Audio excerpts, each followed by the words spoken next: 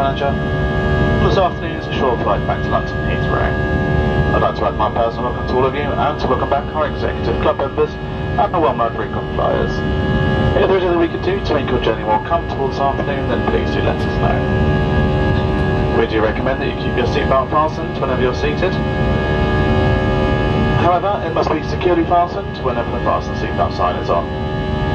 When it is safe to leave your seats, please take care when opening the overhead lockers, as items may have moved during takeoff and could fall out, causing injury. We're about to start our onboard service, and if you're seated in our Club Europe cabin, we'll be offering you a complimentary light supper. And if you're travelling in our Eurotraveller cabin, we have a great selection of food and drink available to buy.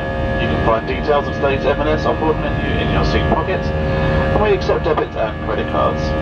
For our executive members, we also accept Avios.